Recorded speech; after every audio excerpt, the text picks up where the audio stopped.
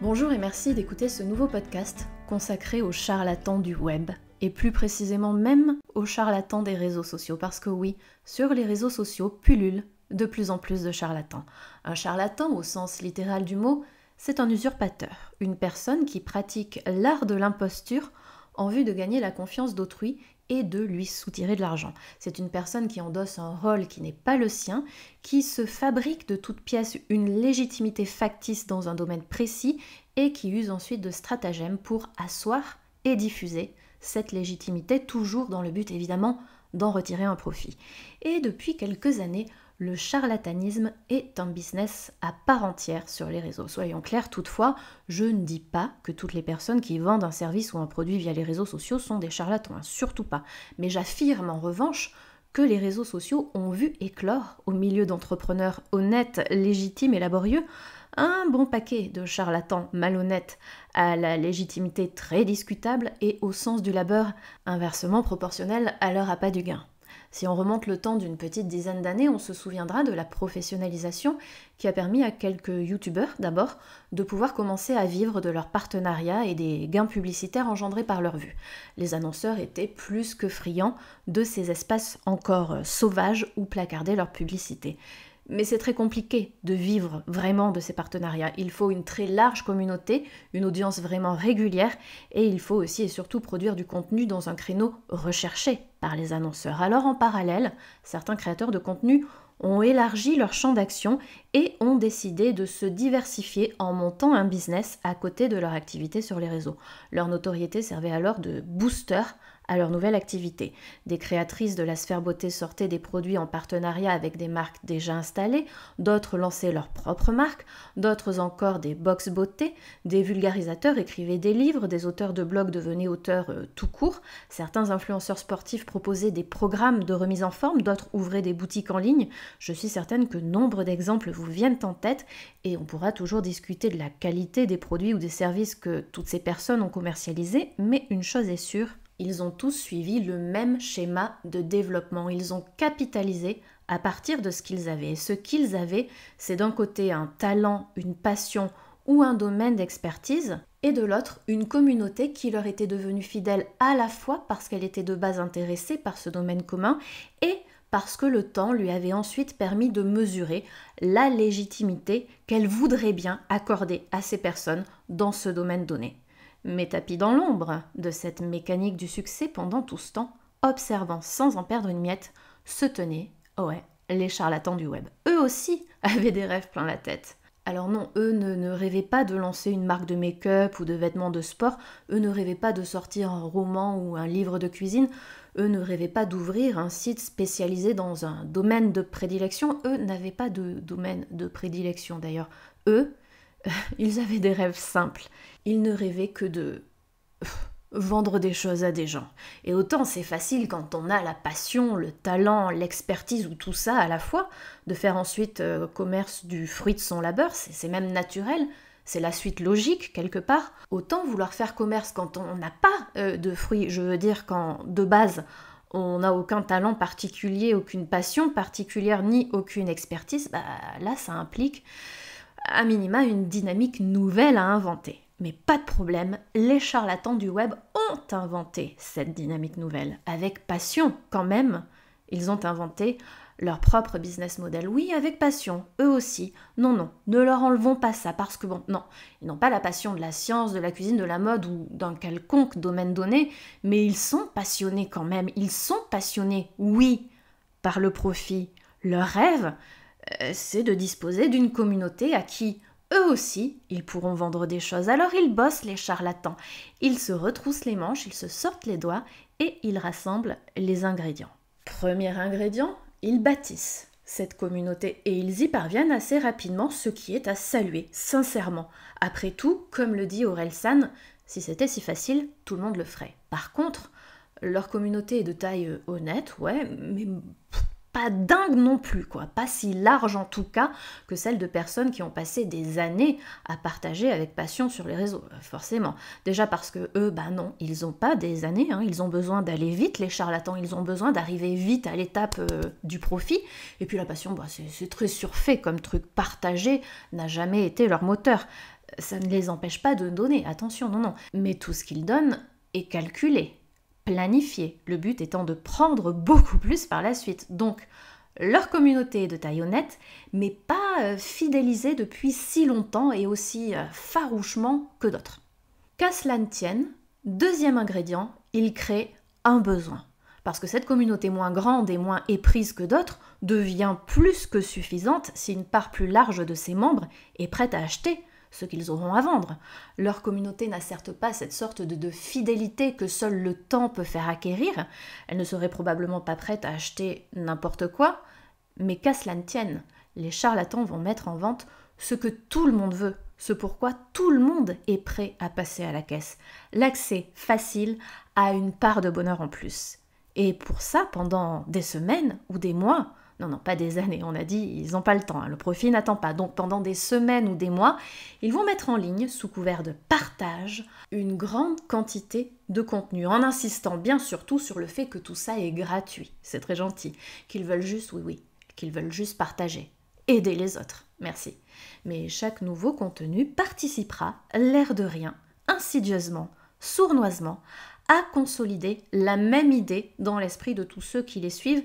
Eux, les charlatans, ont la clé, the key, la clé pour perdre du poids, la clé pour éduquer ses enfants, la clé pour vivre libre, la clé pour réussir à monter un business. Et puis allez regarder, en plus c'est facile, ils affichent un grand sourire dont ils ne se défont jamais, ils sont toujours sûrs d'eux, ils ont une solution à chaque problème. D'ailleurs, est-ce qu'ils ont encore des problèmes? On ne le sait pas. Ils nous montrent qu'ils réussissent sans peine là où on échoue. Ah ben oui, on échoue. Ah ben non, je sais, on n'y avait pas pensé avant, on n'y aurait même jamais pensé avant de tomber sur leurs vidéos. Mais sur ce point-là aussi, ils ont bossé. Ils ont bossé pour créer la faille dans laquelle allait pouvoir se faufiler chez nous ce besoin nouveau, celui d'avoir la clé qui rend tout pour eux apparemment si facile. Ils ont bossé à créer la dissonance, le décalage entre notre représentation de la normalité faite de haut et de bas, de réussite et de fail, et leur représentation, une représentation pimpée au sourire ultra bright et au lâcher prise, où tout n'est qu'ordre et beauté, luxe, calme et volupté, une représentation qu'ils placardent sans relâche sur les réseaux, en n'oubliant pas de marteler que c'est celle-là la meilleure, parce que des études le montrent, parce qu'elle est cérébrale, cérébralisée, et pas bêtement viscérale. Alors oui, on se convainc que notre bonne vieille représentation de la normalité et notre bonne vieille façon de concrétiser ça au quotidien, en fait, n'étaient que des brouillons hystériques de ce qu'une personne digne devrait réaliser. On se convainc qu'on échoue, on se convainc qu'on fait de la merde, alors que le sujet, que ce soit l'alimentation, l'éducation ou autre, est important quand même. On fait de la merde et c'est pas normal. Mais une clé existe. Ils ont la clé. On va pouvoir banquer. On va vouloir banquer. On va vouloir faire partie, nous aussi, de cette frange de parvenus du bonheur qui scrutent d'un regard compatissant et, oui, un rien dédaigneux quand même, ceux qui galèrent en contrebas, tandis qu'ils voguent impassiblement sur les nuages de la félicité et de la facilité. Les charlatans ont gagné. On a sorti la CB. On est prêt à leur acheter n'importe quelle pilule d'apothicaire, n'importe quel parchemin, n'importe quel gris-gris. Mais ils enfoncent encore le clou avec un dernier ingrédient, la légitimité. Parce que, ouais, quand même, on pourrait se réveiller 3 secondes et se dire qu'à part répéter sans cesse qu'ils détiennent la vérité, ils n'ont rien accompli de concret qui permettrait de légitimer leurs propos plutôt que celui d'autres personnes qui disent autre chose sur le même sujet. Alors, certains s'inventent ou s'achètent même des formations, oui, de nos jours, via Internet. Quelques semaines et quelques centaines d'euros suffisent pour se retrouver diplômé d'un truc ou d'un autre. On suit une formation en ligne, promulguée par un illustre inconnu, charlatan en chef qui forme des bataillons de charlatans. On visionne 2 ou 3 masterclass et hop, on se retrouve avec un diplôme qui a autant de valeur qu'un billet de Monopoly à un salon de numismates, mais qui est délivré par une entité au nom qui claque assez pour impressionner le futur pigeon, institut de la gloire de mon père, haute école du château en Espagne, et j'en passe. Et aussi, parce que certains n'ont juste aucune formation, même pas en carton-pâte, alors il faut bien le faire oublier, ils adoptent, les charlatans, l'attitude qui va bien, l'attitude de l'érudit, du sachant, par la posture et par le ton, par la façon de communiquer au sens large, attitude posée et calme, tournure de phrase définitive, indiscutable. L'éducation, ça marche comme ça. Tiens, en principe, sur l'éducation, c'est aussi vers ce moment-là qu'ils dégainent les neurosciences. Les neurosciences disent que. Sinon, le schéma est le même avec l'alimentation. La nutrition, ça marche comme ça. Une étude scandinave dit que. Bon, après, ne cherchez pas le lien de cette étude dans la barre d'infos, elle n'y est pas. Hein. Il y a 2-3 études comme ça qui tournent sur les réseaux du charlatanisme en ligne, mais elles sont comme le croque-mitaine. On raconte qu'elles existent, mais même ceux qui en parlent ne les ont jamais croisés pour de vrai. Ils se contentent d'en agiter la légende pour effrayer leur auditoire le soir au coin du feu. Ça semble gros, voire grossier. Des personnes sorties de la cuisse de Jupiter, sans études, sans diplôme, sans expérience acquise au fil du temps sur le terrain, sans aucune légitimité que celle qu'ils clament avoir, qui basent tout leur business sur une mécanique en 2 temps, d'abord créer l'insécurité, ensuite vendre la cure miracle contre cette insécurité, abonnement mensuel pour du coaching en ligne, visioconférence où divers charlatans se succèdent pour s'écouter parler les uns les autres, vidéos privées qui révéleront comment leur auteur est devenu riche. Spoiler alerte, il est devenu riche en promettant à d'autres le secret de cette même richesse mise en abîme, déroutante s'il en est. Maraboutage à distance, on vous tire les cartes, on frotte des pierres pour résoudre vos problèmes. Ça coûte à peine 100 balles, jetez votre thune par la fenêtre, si quelqu'un passe en dessous et la récupère, ce sera moins gaspillé. Pour gérer le foyer, éduquer les marmots, équilibrer l'alimentation, monter une entreprise, gagner de l'argent, devenir influenceur ou entrepreneur et j'en passe, le bonheur est à portée de carte bleue.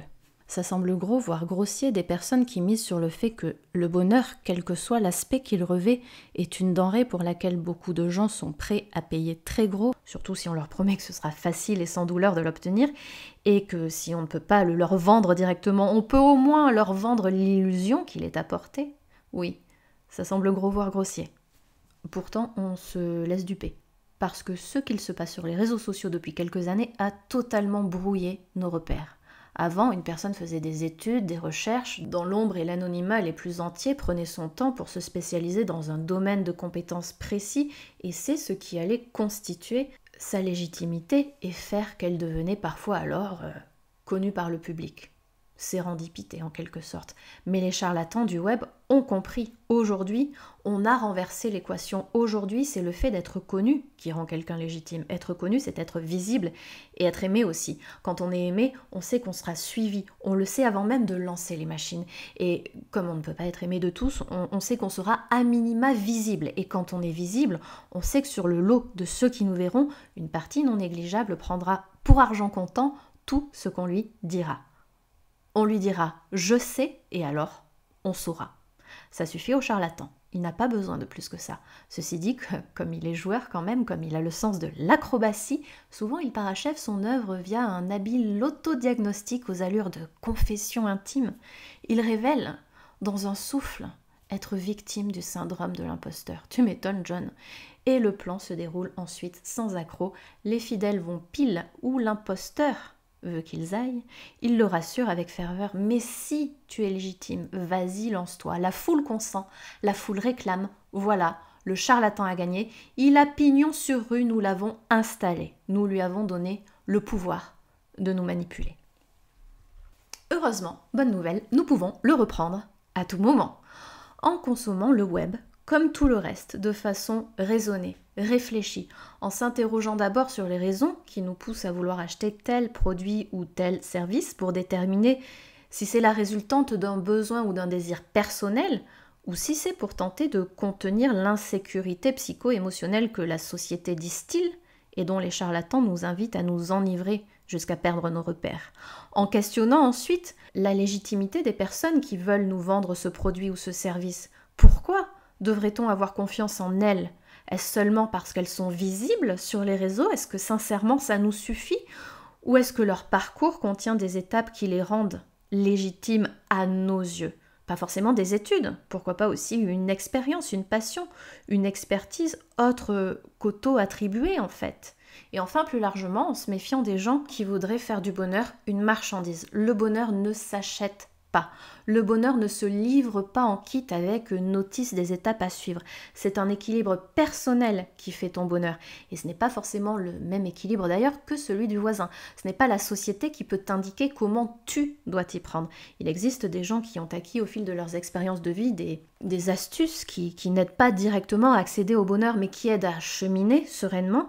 Et comme le web est aussi formidable qu'il est infernal, ces personnes sont des dizaines à partager gratuitement leurs conseils en ligne. Les gens inspirants nous inspirent sans contrepartie. Les gens qui veulent monnayer ton accès à leurs recettes du bonheur fuient les bordels. S'il y avait un secret ultime, on n'aurait pas à payer pour y avoir accès. Lui aussi se serait diffusé depuis longtemps. J'espère que ce podcast vous a intéressé et j'attends avec impatience vos réactions dans l'espace de commentaires. N'oubliez pas de vous abonner, d'activer la petite cloche et de liker ce contenu. On se retrouve très bientôt pour plein de nouveaux podcasts et en attendant, soyez sages.